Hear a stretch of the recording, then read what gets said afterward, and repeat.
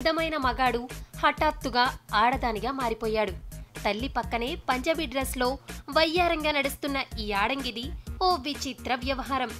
ఆడపిల్లకి ఏమాత్రం తగ్గకుండా వయ్యారాలు వలకపోస్తూ నడుస్తున్న ఈ పచ్చ పంజాబీ డ్రెస్ ముద్దుగుమ్మ ఒకప్పుడు ఆరణాల మగరాయుడు. అసలు ఈ ముద్దుగుమ్మడి లాంగ్వేజ్, బాడీ లాంగ్వేజ్ చూస్తే మతిపోతుంది. ఫ్రెండ్స్, మదర్ వీళ్ళందరూ చూడటంతో ఫస్ట్ ఒక ఆశ్చర్యంగాను, ఒక పిటిగాను చూడటం జరిగింది, ఎందుకు ఇలాగైంది అనేది.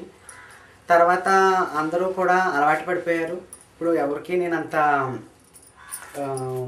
ఆశ్చర్యదాయకమైన విషయాన్ని కాదు నేను.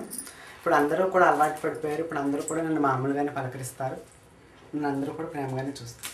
పెద్దగా జుత్తు పెంచి మంచి జడ కూడా వేసుకుంటుంది ఈ ఆడంగి. ఆడాళ్ళకి ఏం తగ్గని రీతిలో మేకప్ చేసుకుంటుంది. సైకాలజీ పరిభాషలో ఈ విచిత్ర తత్వాన్ని ట్రాన్స్జెండర్ ఫ్యాంటసీ అంటారు. శరీరం మగాడిదే అయినా మనసు మాత్రం ఆడదానిది. దీంతో శరీరాన్ని కూడా అలా మార్చేసుకుంది. ఆపరేషన్లు చేయించుకొని కావలసినవి పెట్టుకుంది, అక్కర్లేనివి తీసేసింది. ఇదో భయానక మానసిక స్థితిలా అనిపించినా వాస్తవం అంతే. ఈ ఆడంగి చిన్నప్పటి ఫోటో ఇది. వీళ్ళిద్దరూ ముందు అన్నాదమ్ములు, ఆ తర్వాత అన్న అక్కలా మారిపోయింది.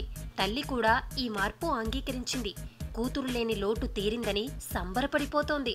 పాప ఉంటే బాగుండేది అని అనుకునేదానండి. పాప లేదండి, కానీ ఇప్పుడు దేవుడి దయ వల్ల నాకు పాప కూడా ఉందండి. అందమైన కూతురు ఉందండి. ఇప్పుడు నేను ఆనందంగానే ఉన్నానండి. ఒక కొడుకు, ఒక కూతురు. సంతోషిస్తున్నానండి.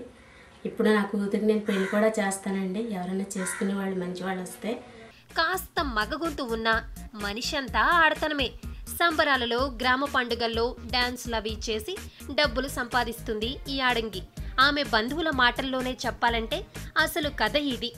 నేను నాకు 10 years ముందు తెలుసు. అప్పుడు చిన్నపిల్లాడు, 11 years అట్లా ఉంటాయి. ఆ సంవత్సరంలోనే తన ఇంట్లో నుంచి వెళ్ళిపోయాడు. ఆవిడ చాలా కంగారు పడ్డారు, ఎక్కడికి వెళ్ళిపోయాడు ఏంటోనండి, మా బాబు లేడనేసి. తర్వాత సడన్గా 10 years తర్వాత సంపూర్ణంగా అమ్మాయిగా మారి తను పంజాబ్ డ్రెస్ వేసుకొని వస్తే మేమందరం ఇంకో రకంగా అనుకొని ఏదో నమ్మలే అసలు ఫస్ట్లో. తర్వాత తను ఏంటి నిజమేనా నువ్వు అమ్మాయిగా మారావని అడిగితే తను అవునండి, ఇలాగా సర్జరీ చేయించుకున్నాను, నేను సంపూర్ణంగా అమ్మాయిగానే ఉన్నాను అనేసి తను చెప్పాడు. దాన్ని బట్టి మేము